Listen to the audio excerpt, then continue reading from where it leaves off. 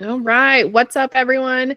Welcome to the Back of the Pack podcast channel, YouTube, wherever it is that you're finding us. We tell stories of regular humans doing rad things. And today we have Elena Pressrich on. Super stoked to be chatting with her about her adventures in aviation.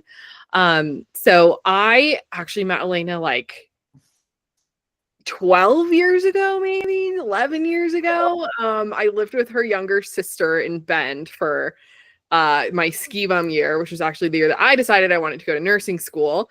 But met Elena briefly there and then have just kind of like followed her adventures. She's done a lot of super cool things, which we will kind of talk about her path as we go. But Elena, I will let you introduce yourself and then we'll just dive in. Cool. Yeah. I'm Elena. Sorry if you can hear my dogs. They have begun to play now. Like Laura said, I am in Bend, Oregon, and I've been here basically my whole life. I work at Visit Bend, and I work in the marketing department. I do their photography and their content production. So it's pretty fun. I do get to like basically play outside with a camera, follow people around, go skiing, biking, eat good food, take photos of everything and anything in Bend. And I've done that for the last couple of years. And yeah, I have a couple little side businesses because everybody needs side jobs everywhere. Always got to keep my economy out there. We got to do what we got to do. Yeah. Yeah. And I'm definitely the kind of person who likes to be very busy all the time. I don't do well with just having a job. I have several friends that are very good at just having a job and enjoying their free time. I like to keep myself heavily loaded on the activities and hobbies and side jobs. So yeah, aviation is now one of them. No, I hear that. I have that conversation with friends a lot where it's like, I always say, like, wouldn't it be nice to just like be a regular human who like has a job and just like enjoys their time off and like watches Netflix and goes for walks and like goes to Sunday brunch and out to dinner with their friends. I'm like, that just sounds so nice. And every now and then I try it. I like go through these phases where I'm like, hey, like I'm not going to get on social media. I'm not going to like advertise anything. I'm not going to like push any side hustles. I'm just going to, and then like inevitably I go right back to like, no, I need to do all these other things. Yep. So, exactly totally the same. Yeah. I think I did it before this aviation thing. I think I lasted like 3 months. You know, I still had my side jobs, but I was like, I feel like I could put on one more thing. I have time in my schedule. Yeah. Before we like dive into what you're doing now, I wanted to just kind of talk about like the path to where you are now. Because I feel like even in the time that I've known you and kind of followed your journey, you've done a lot of different things, like several different careers. You worked for Roughwear, you went to radiology technician school. And yeah, I would just kind of love to hear like what has kind of inspired the path. I know that you also had like a pretty big following on Instagram for people like might know you as Find Me Outside. And then you kind of were like, nope, I don't want to do that anymore. And which like I love that, by the way, like kudos to you. Yeah. And yeah, so I just kind of like love to hear like just the past 10 years of Elena's life, like what got you here. Totally. So I guess I can start. That's probably like a good time to start is like that early days of Instagram. Not that like defines like a big part of my life by any means, but that was kind of around the time when I was getting into my careers anyway. So it did just happen to all happen at the same time. I guess let's see. First, so I went to college at the University of Oregon, studied photography there and did like digital. I think my minor was like in digital arts, digital multimedia. Came home from that like many art students do and still need a job and need to make money. So my parents are dentists. So I I begged them for a job, and I got a job with my dad doing everything around the dental office, from sterilization, front desk management, running insurance, assisting, ordering all the office supplies. Literally, I mean, there was other people, but I did a lot of the duties around the dental office. And on the side, I would do photography, like weddings and portraits and stuff like that. And after working there for a couple of years, it kind of came to me that X-rays is kind of like medical photography, and I've always loved the medical field. I thought for the longest time I was going to go into dental hygiene, just because that was where my parents, the track was already there. Yeah, I feel like there's a lot of like dentists breeding dentistry things. Yeah, it's a very common. It's common arc.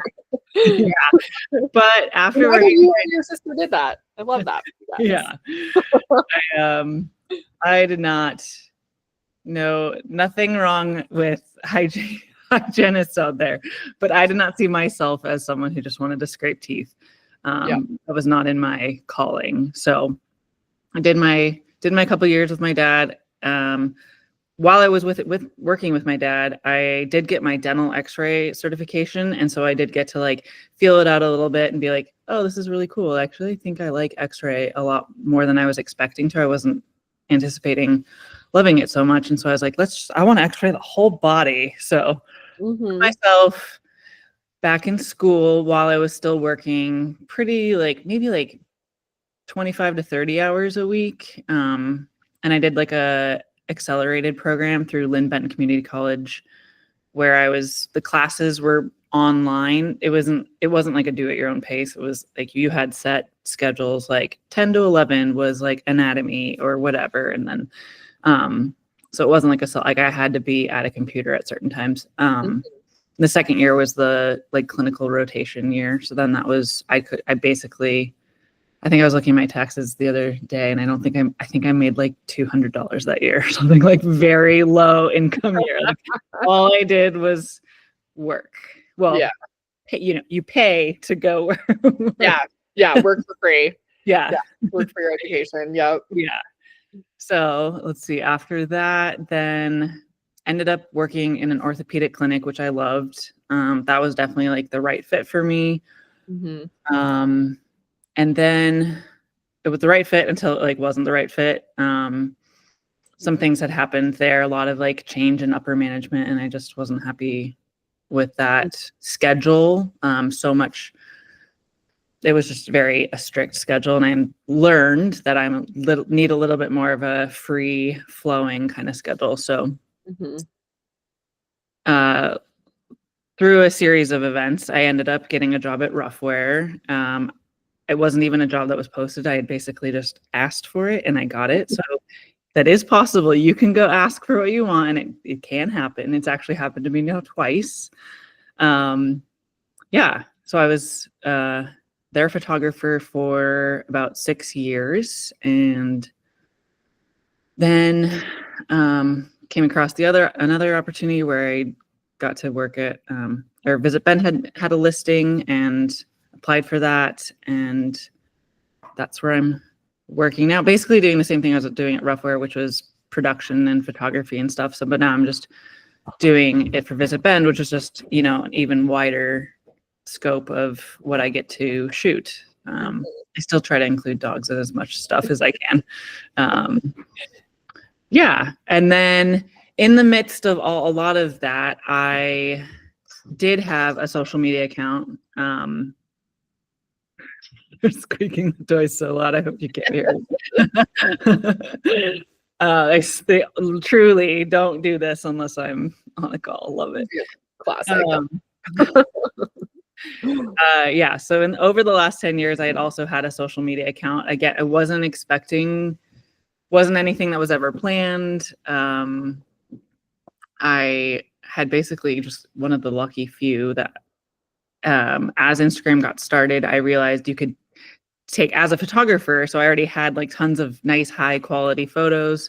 Instagram was supposed to be like in the spur of the moment with your phone camera. But I discovered, I was like, oh, I can text myself high quality photos and start posting those. And REI, I think I truly only had a couple hundred followers at the time, and REI had reshared one of mine. And back in the day when a brand actually like that, like reshares it, I think overnight I went from like that 400 to like 20,000 followers or something. Like It was insane. Like, yeah, it just launched right into being an influencer. I was like, this is okay. Let's give this a try. And, got to work with a ton of different brands, did get to do a ton of traveling, learned a lot about that industry and space. And I think it's probably been about 2 years, maybe coming up on 2 years now, since I kind of said, I didn't like close that account down, but I kind of just stopped posting, went over to like a little personal account that's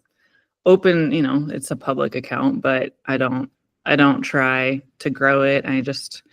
It's whatever I feel like posting with no pressure. And yeah, it's been a lot of, it's been very interesting. Trying to you do something like that for so long. It was really hard to detach. Like I'm not that person, but kind of like finding myself again in a different way. Like my value isn't based on how many likes, and like that could be a whole nother talk another time. But yeah, it's been like a really good cleansing, restart, refresh, and I'm like so happy I stepped away. Yeah. I miss the money a little bit, but but I don't miss all the pressures and like the mean people and all that stuff. So nice to just be me.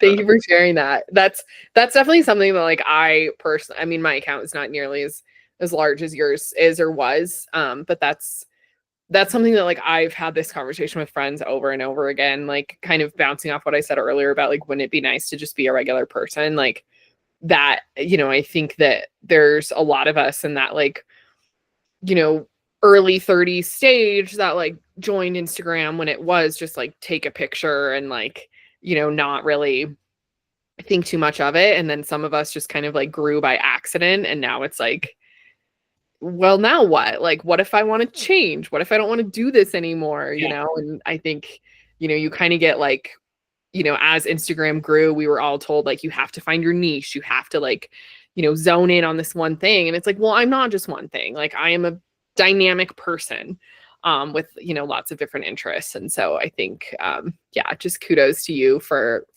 leaving in that way. And just like you said, like being you again. And I think like when you share the history of like, what you've done the last 10 years, you're obviously like a very dynamic person with a lot of different interests, which leads us to aviation. So cool. I have really loved, do you need to? They're just barking so much. It's even the screen is like shouting at me. They're like, I can't hear them. I think there's someone on my front porch. So... Oh. Hey. Okay, we should be good. Okay. For what it's worth, like their barks are not making their way to my It's so ear. funny. I've never seen that before, but the screen was like reducing noise. Oh, really? Well, it worked. It is definitely reducing it. Yes. So, aviation. Aviation. I have loved following your journey here for a little bit. I come from like an aviation family myself. I am not a pilot yet, I will say. That's on my list one of these days. But both my parents were air traffic controllers. My mom's a private pilot. My uncle's a private pilot. And my brother recently got his pilot's license. And so I kind of like saw him go through that. And then when he, I think, was like on his tail end is when you started doing yours. And so it's been super fun for me to just kind of follow your journey. And I would love to hear just kind of like, why? Why now? Why aviation? Yeah. What the heck? Yeah, totally. Also, like what just so I don't forget it, what you said is like one of the most important things I have to keep remembering myself is the word yet is like one of the most it's something I find myself saying a lot in aviation, like when I'm trying to do a maneuver and I'm like, I can't do it yet. Or so things like that, like that's such an important word especially when you're a student in aviation. But that's such a great point. Yes. I guess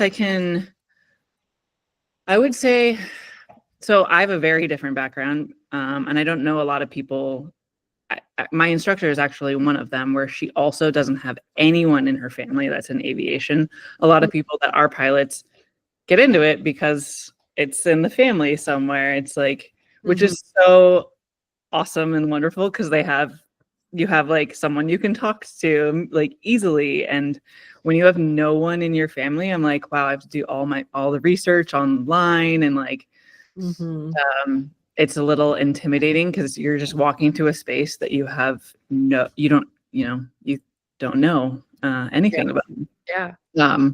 So my background is, there's nobody in my family. I wouldn't say it's been something I've wanted to do for a really long time. It's kind of been one of those, I've always been fascinated by it, but always assumed it was not something I could do because it looks so hard. From what I've heard, it's very hard. It's very demanding of your like time and attention, and there's not a lot of girls that do it. And so I just, I was like, oh, maybe one day. And then while I was at Rough, actually, there was an older gal that worked there, and we were talking in the hallway once, and she was like, I think it was actually like 2020. And so we all kind of went remote. So like schedules were maybe like a little bit more flexible. And she had shared that she was starting flight training, and I noticed myself get like a little bit jealous, and I was like, oh, I want to do that. Like I had that was like my first initial, like, you're going to do it. Like you're going to do it. I was like, oh man, that's so cool. That was kind of like maybe like where it started. And then fast forward to last summer, I needed to get my drone. It's called a Part 107 license, and that's so you can fly a drone commercially. So for my job, in order to fly a drone, capture photos and videos for a company, I need to have a license to do that. It's called a Part 107. And that was really like a great intro into learning airspace, and a lot of people call it like a really mini pilot's license. It's like the same number of questions that the written pilot's exam is, maybe like 5 questions less. It's like 65 questions, and most of it's about airspace and regulations and everything. So you do need to study. It's not something you can just like read a book in one evening. Like you have to actually understand airspace and a lot of the rules and regulations around flying a drone. That's super interesting because that's actually what my brother got his commercial drone license first. And I think he was like already in the process of doing some of his like pilot's license, like discovery flight and all of the other ones, but he got his, so I'm sure, like, I don't know, I would just wonder if like that's a natural segue. I'd be curious too, how many people actually do it, because it was funny. So that, because like when my friend Laura said she was getting her pilot's license, that's when I'm my first like, oh, I want to, like, that's cool, like I want to do that. And then when I went and took the drone test and I passed, I can't remember, I got both my tests I did really pretty well in. I think they were both like 93, 94%. And the guy, you don't know, you like hit submit on the computer. You're like in a computer and you hit submit and you don't know what your score is. And the guy at the desk here comes down the stairs and he like has the piece of paper and printed out and he like hands it. He's like, you did a really good job. You should get your pilot's license. And I was like, He's like, he's basically like, you should just keep going. And I was like, Yeah. okay. Yes, sir. Oh, sure. Yeah. So that was kind of like another little, I mean, it really was another little nudge after I saw, like, I was like, oh, okay, well, at least I can, like, I prove to myself that I'm capable of like learning this stuff still.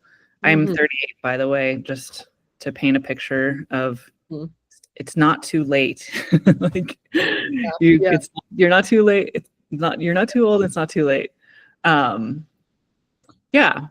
So drone test, did that, and then I did go flying with a couple of friends. This is where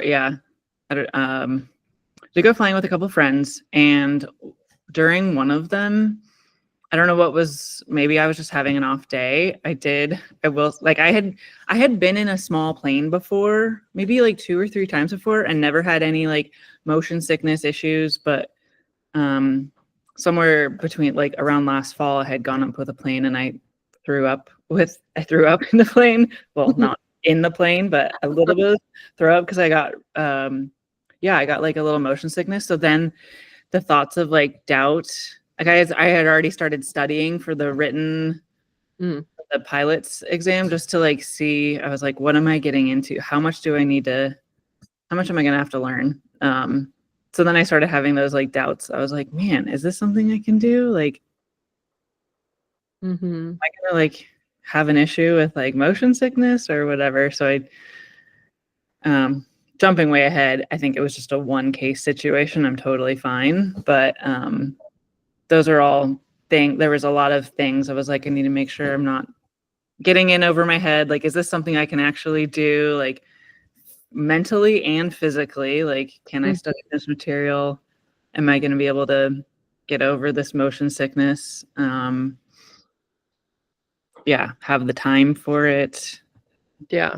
So So what does that process look like? Like you mentioned, you got your drone license and then you started studying for your pilot's written tests. Like how, like, what does it look like to become a private pilot? Like, do you take your written test first and then you do your flight hours? Like, kind of like walk people through that. Like, kind of overall process. I think there's a couple different ways you can do it, and I should back up a little bit. There's 2 different types of schools that you can go to. One, it just left me. 141 and 91 are that there's a lot of like numbers in aviation. Sometimes I get myself confused because then there's like the part 107 is the German exam, and then there's a 141 and a 91. Schools. 141 is a track that's a little bit more, it's like, I think it's regulated by the FAA, and a lot of kids that come out of high school and go to that one because they want to go to the airlines, but not everyone. It's just a little bit more of a structured program. And then there's the part 6. Now I'm thinking it's part 6. Wow, I'm totally forgetting what the other one is. But the other school, we'll just call it the other one for right now, is more of a do-at-your-own pace kind of thing, and just a little bit more, we'll just say it's a little more loosey-goosey as far as the structure. I find that it's like super individualized, just like me and my instructor, and we'll just, whatever I need to work on, like it feels go at my own pace. Like if I need to slow down, I can slow down. As far as like how often I'm flying, then that's fine. Like I'm not like held to doing things by a structured schedule. Going back to, sorry, can you remind me your question again? Like what the So no, I think that's super helpful, like just that initial differentiation, because like, for example, I have a friend whose son is going to aviation school at a university, and so he's obviously doing that 141, right? Like structured, planned, you're going to get your license, but then you're also probably going to continue on and like fly for an airline. So then, we're going to talk about the other side, which is, the loosey-goosey, do at your own pace. So like, if you opt for that one, if you're like, I just want to get my own license, fly for myself, fly with my friends, whatever. Yeah. What does that like process look like as far as like the written test, the flight hours, like when do you get your license? Like how does kind of those logistics work? Totally. I Googled it because I was getting myself. I was like, one of us will, I'm sure. It's a Part 61 school. Okay. And yeah, so you can do it a couple ways. I chose to, because I just wanted it. It's a very big financial commitment. And once you hop into the plane, that's when it gets really, really expensive. So the very first thing I did as I kind of started studying the ground stuff was do what's called a discovery flight. And so that's when I went up with the instructor and we just kind of flew around. We did like just a straight and level flight, honestly, and just kind of just cruised around. You know, I got to help. I did like the first takeoff. I think she was assisting for a lot of it. I didn't do anything on the landing part, but I got to like fly the airplane and feel things out to see if it was something I'd be interested in and like, and hopefully not get motion sickness in. And so, I would always recommend doing a discovery flight to make sure that you are physically capable of doing it, maybe, and that you like the feeling of flying in a tiny airplane, because they are not like commercial aircraft. It is not like you are.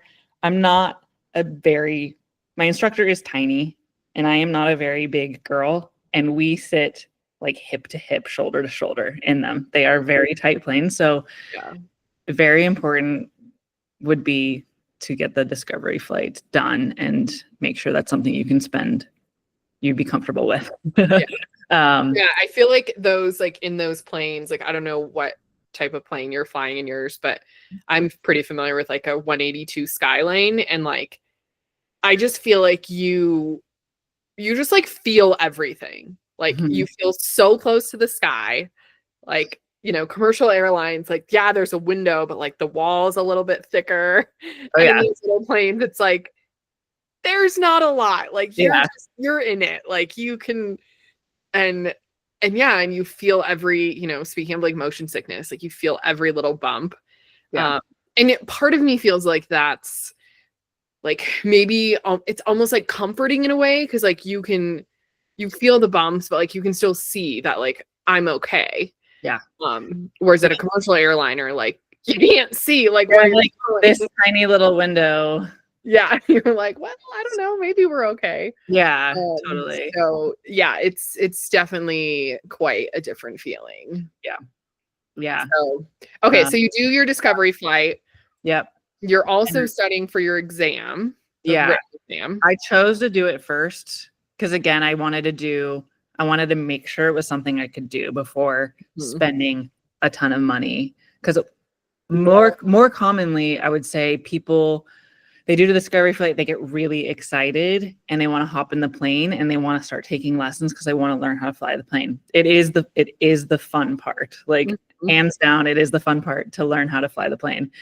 The not so fun part is spending every single free moment you have writing flashcards and reading books and watching videos on complicated things, going through these like aviation books that are massive and like that is not the fun part. And so I wanted to get that done out of the way. Taking your exam, like once you get, I've downloaded an app that was incredible. I downloaded a ground school that was like maybe $250, and then another additional app that was helpful for studying that was like $60-$70. And so that was not a huge financial drop in order to get the written done. The written test, I guess it's $175. So financially, it's not as compared to flying. Everything feels a lot cheaper once you see how much one flight lesson costs. You're like, oh, $200. That's nothing. Like, at first it was shocking, but it's like Yeah. So there were several reasons I wanted to get the written done first. I wanted to, make sure that it was something I could still am capable of doing at my age, that I was still interested in it, and just wanted to get it done out of the way first because it's kind of the crummy, not so fun part. And I think you have to have it before you solo. Okay. Don't quote me on that, but it might be a required part to have your written done before you solo. Yeah. So it sounds like there's kind of like some flexibility as far as like, I mean, I really like, I think that the approach that you took sounds like super smart. Like, let's do the written part and like get that just out of the way and then go have the fun, instead of like simultaneously trying to balance like the fun and expensive side with the very studious side. So like, how long do you feel like it took you to study for your written? Like, how many weeks, months, or whatever you give yourself for that? It's a little, I would say, because I did do the drone test, that airspace was a breeze for me. I basically got to breeze through those chapter, whereas the drone stuff itself, I think I took a solid month to do. Like, I think I was serious I started studying it for like the first 2 weeks. I was like mediocrely good at studying here and there, but then I scheduled my exam, and I was like, if I schedule my exam, it's going to force me to study the material. So those final 2 weeks, I like really got serious about it and studied. And so having airspace and general like aviation regulations under my belt already, it definitely made studying for my written for the pilot's test so much easier. I would say, I'd still say probably a solid 2 months. Again, I do have a full-time job and like side jobs and everything else. So like, if you didn't have that, you could definitely do it quicker. But I mean, it was pretty, especially that last month, the month before I took the month before, it was like every Saturday and Sunday for like 8 hours, 6 to 8 hours each day. Okay. Awesome. It was like pretty. I mean, it's certainly like a lot, but honestly, like that's not as much as I would have guessed. Like, I think like speaking to kind of, what you were saying earlier, like you're 38, like it's not too late, like 2 months in the grand scheme of things. I mean, I know that that's just one part of it, but like 2 months in the grand scheme of things, like, again, it was like really mostly on weekends that I did the bulk of the studying. Every couple nights during the week, I would like try to hammer. I had a really hard time with some of the equations. And so I would like force myself to go through some of these questions that required calculations. So awesome. But so you passed your written test. It's very exciting. Like 94 was it was like I'm kind of a perfectionist. 94 is a really good score, but I like in my head I was wanting a 96. Don't ask me why. I don't know why I came up with that number in my head, but I did. I was like missed it by a question, and I think what was frustrating is I got a question that there's an area of aviation that's like health related, medical related, and I was like, I remember going through those questions. I was like, easy. I was like about hypoxia and all these other things. And I was like, easy, got it. Like, I know what these things mean. I still like would study them here and there just to like make sure I understood the FAA version of the questions. And I got one of the like 4 questions I got wrong was one of the medical ones. And I was like, how did I do that? How? That's one area I was so confident in. But I don't know. The way they write those questions is odd. So you do your discovery flight, you pass your written test, and then how many like hours in the plane, flights does it take to get like your actual license? So it varies. It varies for everyone. The minimum you have to have is 40. The average, I've heard the average range anywhere from 70 to 100. Wow. So double of what the minimum is. Mm-hmm. Um, and yeah, so and this is something that I see written everywhere is like, don't compare your journey to someone else's. And it really is so true. Like you can't, because everybody's life situation is different. Like their workload, their personal life while doing something like this, or if they're making this their full-time deal, it's everybody's journey really is so different. Some people really are just like naturally can understand aviation. It is, my instructor explained it really well. It's like driving a car is two-dimensional, whereas flying a plane is three-dimensional, and learning that third dimension is it's difficult. And so it's not like a super transferable skill. Sometimes people can be, it can be really easy for some people and a little bit harder for others. I don't yet know where I fall on that scale. I'm still. How many hours in are you? I think I'm probably around 15. Okay. I haven't calculated. And then, like every time you go up, is it like an hour? Like, what is that kind of? It runs off of. There's a couple of these meters in there. There's one called TAC and one called Hobbs, and it runs off the Hobbs meter. Again, I'm not 100%. I just don't want to say anything that I'm 100% confident, but I'm pretty sure it's off this Hobbs meter. Basically, I think it has to do with like the rotations of the engine, and the engine running time basically is like once you're paying for once the airplane is turned on and going. So I've learned to ask my questions while the airplane is turned off. I'm like, okay, before we get going and in the sky, I have all these questions. Yeah. Like, because as soon as you turn on the plane, that's when it starts to get really expensive. So that's a great pro tip. Ask your questions before the plane turns on. Yeah.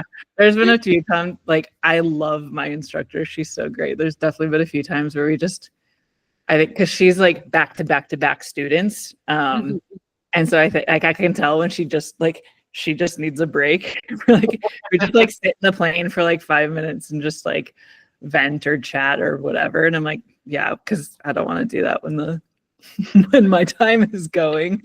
So That's awesome. Yeah. And then how did you find your instructor? Because you have a female instructor, right? So the only one so I go to a place called Bend Aircraft. So there's two schools out in Bend. There's Bend Aircraft and there's Leading Edge. And my instructor, when I called in to book my discovery flight, my instructor, I didn't know she was an instructor at that time. She just is the one who just happened, I gave them my information. I said I wanted to take a discovery flight. She's just happened to be the one that reached out for me for my discovery flight, took me on my discovery flight. And I knew, I was like, I love her. She's female. We're going to have the most fun. And so it worked out really well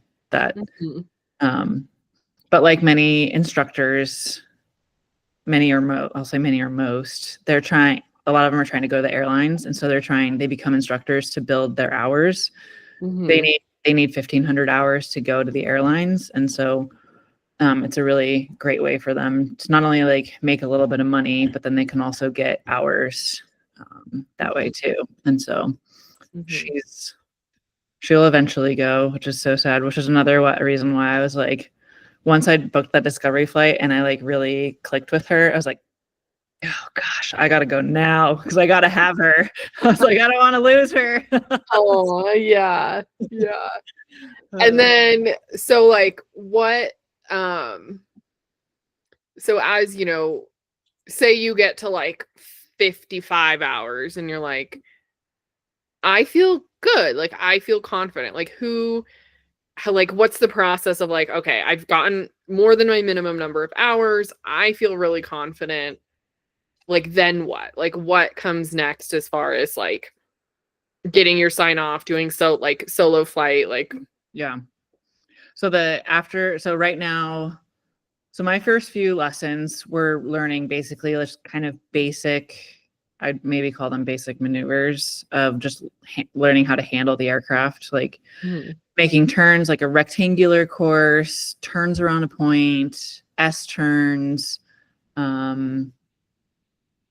stuff like that, which are all kind of prepping you to learn how to be in what's called the pattern. So think of like the pattern is like a track in the sky above an airport.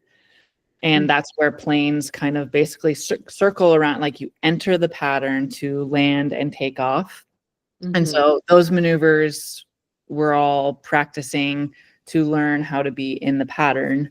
And so right now where I'm learning to be in the pattern and learning what's called slow flight, so I can learn to land the plane, which is I've really only had one solid lesson now. It was on Monday, of just staying in the pattern and landing, taking off, and just going in circles, like which sounds boring to someone out there, but it's actually like it's like physically demanding, and because by the time you're like every single part of the pattern and turn, there's to a new student, there's so much going on that you have to do. It's like very physically and mentally demanding. So I only lasted I think we did it for like 45 minutes. My time blocks are like 2 hours, but I think I did like 45, 50 minutes of straight landing and taking off. And I was like exhausted. I was literally like sweating, and it's like 20 degrees outside. I was So yeah, basically once you show that you can take off, land, do like those basic, get yourself off the ground, get yourself back onto the ground safely. That's when your instructor will endorse your logbook to do a solo, and you'll go fly the plane by yourself. And when you fly the plane by yourself, you're really just doing laps in the pattern. You're not actually like leaving the airport at that point. Not until you're like doing like these what's like called a cross country. That's like later down when you've got more skills in the bag. Yeah. So okay. So that would be like your next milestone is to do that solo. Yeah, which sounds terrifying to me right now. Because I'm thinking about that. Just like, because like the whole time you're like, well, if anything goes wrong, I have this person here. And then all of a sudden it's like, I don't have my license yet, but I'm in the sky by myself. And I have to be on this airplane. Someone gave me an airplane and I'm in it by myself in the sky. Oh, that's terrifying. But also like, the system works, right? Like your instructor's not going to sign you off unless you're ready. Like totally. They will not do not do it unless they're 1,000% confident that you can absolutely do it. Which is good because I want to feel 1,000% confident. You need someone to instill that belief in you. So then once you do your solo flight and you prove that you can take off and land the thing and stay in the pattern by yourself, then what? Good question. I don't know. I'm not there yet. I know there's, from my reading, I know that there's a lot more maneuvers. There's also a night flying requirement. So you have to do a certain number of hours at night, which is a little bit, hey, classic dog, just screaming. I know you can't hear her, but yes. So there's, I don't remember the hours, but it's, you do need to do some with an instructor and some by yourself, which that just seems so far away. And I'm like, I can't even land a plane right now in daylight, let alone at night. I mean, I think a lot of people have been in an airplane at night and all you see versus like the day, at least you have like some texture and definition of like the land to kind of base how far you are from the ground. Just imagine all of that gone and you just see twinkly little lights on the ground. That's going to definitely be very challenging. It's and I could be like totally wrong on this. But my brother, and hopefully he'll either not see this or forgive me for saying this. He's colorblind. It's well known. Yeah. And so he can't fly at night.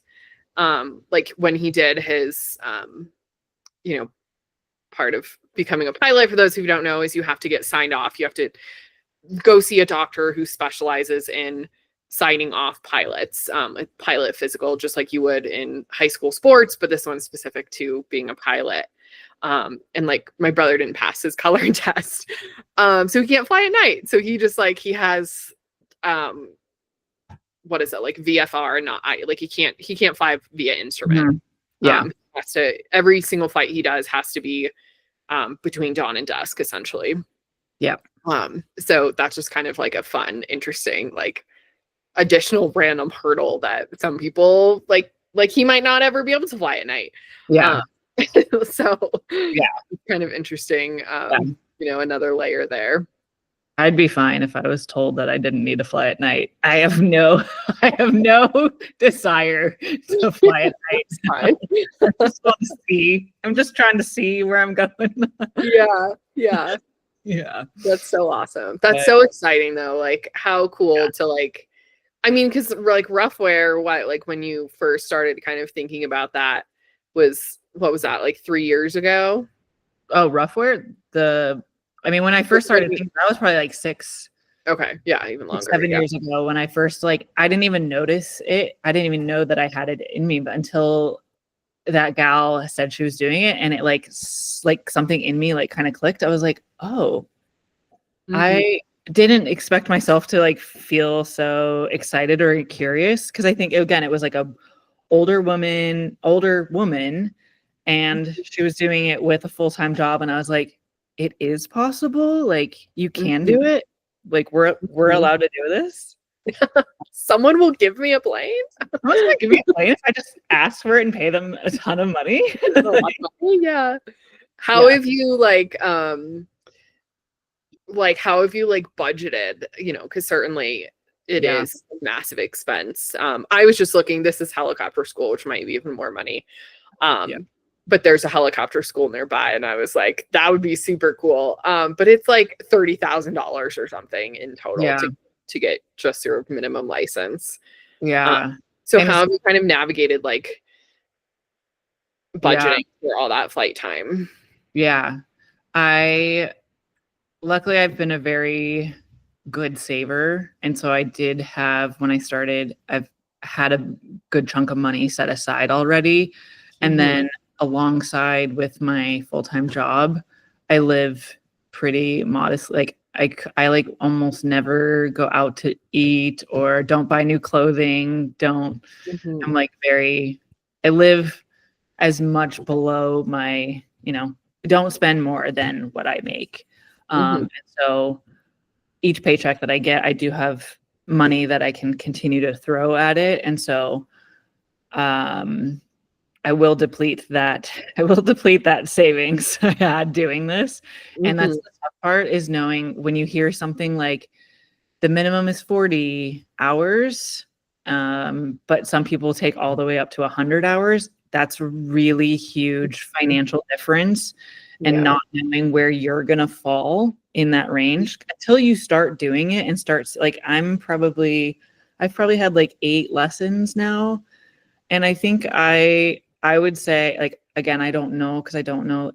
I would say that I'm probably pretty average. Like my learning pace from what I'm picking up from my instructor, I'd say that I'm average. So I can kind of see what each flight is costing me. Each flight is a little bit different. Sometimes it's 1.2 hours.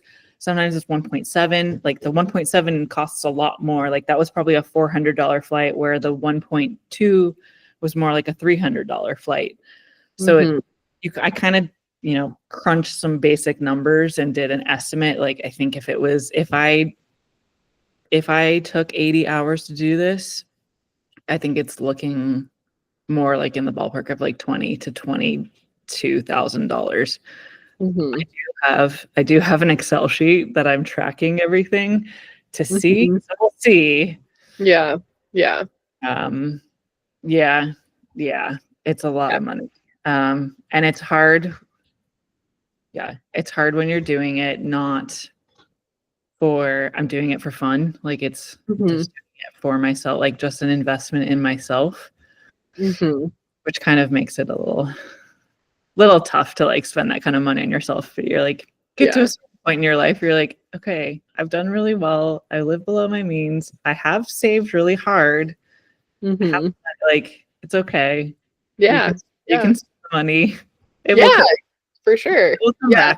back. Yep. Yeah, absolutely.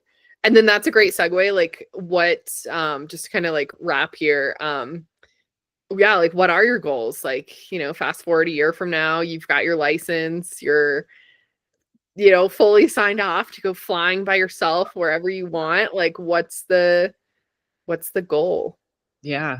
Kind of like I just said, it's right now because again, it was like all those little steps. Like I didn't know if I could do the written. I didn't know if I was gonna continue to be nauseous. I don't know if I can even get like I'm trying to take it just one bite chunk at a time. So right Mhm. now my goal is to just get my license. Mhm. Um I don't want to set a goal that's so far because just getting your license is a very long Yeah. it could take a year. Yeah. So um I I don't want to set a goal that's like too far out and Yeah. make it feel Yeah. like I'm never gonna get there. But as I do, I like to turn my hobbies into careers. So I fully see I wouldn't put it past me to get my commercial. So Mhm. I think it Right. would be really fun like I don't want to like put the pressure on myself, but I think it'd be really fun to do. I'm not sure if I'm an airlines girly, but um like photo tours, or even better yet, like if I had all the money in the world, I would be a volunteer pilot to fly like dogs and cats to their forever homes, like Mhm. transport pups. Mhm. Yeah. That would be Yeah. like a dream scenario, which Yeah. um that would be pretty cool. But right now I just want to go fly around the mountains. Yeah. Oh, that's so Yeah. awesome. And yeah, I think, there's like I think that that's a really good point of like, there's a time and a place for like big goals, but like sometimes the big goal, like you're just in it and like you're just like you're already doing that and like, Yeah. it's okay to just like have that be the goal and Yeah. like you said, like that is a huge goal and like it very well could take, a year. Some people it takes more than that and like just yeah, enjoying the process and just kind of letting letting the plane fly where Yeah. it may or whatever. Yeah. Like a It's so horrible true. It's so true. Yeah. yeah. Yeah, Well, exactly. Just see where it'll lead me. yeah. And just really trying to enjoy as much of it as I can because it's supposed to be I'm doing this. So I'm doing this for fun. Like I have to remind myself I'm doing this for fun. Yeah. Um, Yeah. yeah. Yeah. That's awesome. That's Yeah. so cool. Yeah. Thank you so much for sharing all that. If you had to give like one, blanket piece of advice for someone who was thinking about getting their pilot's license, Mm. um, what would that be? Take a discovery flight to see Mhm. if you haven't been in a plane, in a Mhm. small plane, take a discovery flight, see if it's something you'd like. And you may not like, you may be really surprised. Like I'm really surprised at how now that I've done 8 lessons, maybe give or take, I did not see myself becoming as obsessed with it as I did not know that that was in me. Like Mhm. until I got into the plane and really started learning, like, Mhm. so you never know. You may not even know that you will absolutely love it if you don't try it. Um, Mhm. so I'd say if you even have a little inkling that you'd be interested in it, at least like take a discovery flight and try it. Mhm. Get your little toes wet. And couple other pieces. Like I borrowed a lot of books and like my headset is borrowed. get a lot. If you can find someone who's done it, borrow as much as you can. I've probably like the headset I have is like $400, and that's like a on the lower end of headsets. Like borrow as much as you can to start, because you don't want to put it in and then not like, and who knows, maybe you change your mind at some point, and then just borrow if you can. Well, I mean, even like that $400 headset, like that's a 1.7 hour flight. Totally. Yeah. That's one whole flight. Yeah. Exactly. Which is like, oh, it's so crazy how fast. Yeah. It goes fast. Yeah. And I'll say that those are, they call them wet costs. That's like including fuel. I don't know if they do it differently at other schools. If they do, like you have to pay for the gas separately, but that's including instructor, plane rental, fuel. So gosh, what else? Go slow. I love the order that I did it in, doing the written and just taking your time doing the written, so you really do kind of understand the basic materials, because it will translate once you get in the plane. Plus it's just like kind of the boring part. Just get it done, get it out of the way, then you don't have to think about it. Discovery flight, who knows, you might be surprised with how much you love it. No, I totally hear that. I feel like people that become pilots are like obsessed with planes. Like there's like the joke that goes around, like, how are you gonna know if you're like in the room with a pilot? Oh, they'll tell you. And I'm like, I get it, like, now that I'm here, and not like that's I'm gonna do that, but like I kind of, anybody who's around, like my poor father, all I talk to him about is planes now, and he's just like so sweet. He's just listens, because that's all I want to talk about now. And you become like, once you get the bug, you're like, oh, I get it now. That's so awesome. I love that. Well, we'll have to do like a follow-up. In a couple 6 months, a year from now, whenever it is, that kind of see where the things go. But thank you so much for sharing this. I think that, it's just super inspiring to hear that, like, it's not too late, and also like you get to do things for fun. Like you can invest your hard-earned money and your spare time in just like doing something because you're curious. I think that that's something that as adults we definitely like do not do enough. So I appreciate that. That lesson there. Where can people find you? Where can they send you an email if they also want to start nerding out on planes or whatever? How do you? Oh my gosh. Yeah. My email is elenaoutside@gmail.com. So ELENAOUTSIDE. And then my Instagram is my name, Elena.Pressbridge. ELENA.PRESSPRICH. It's a long one, but and I will link both of those in the caption, show notes, everywhere, wherever this gets posted. So awesome, Elena. Thank you so much for sharing this. Thank you for having me. To follow. I'm gonna make my brother fly me out there, and then we can go fly. Oh my gosh. Yes. Gotta get the license first, but I will. I can do it. Yes, you can. You will. I'm so stoked for you. Yes. Awesome. Well, thank you so much, and have a great night. We'll chat soon. Bye. Bye.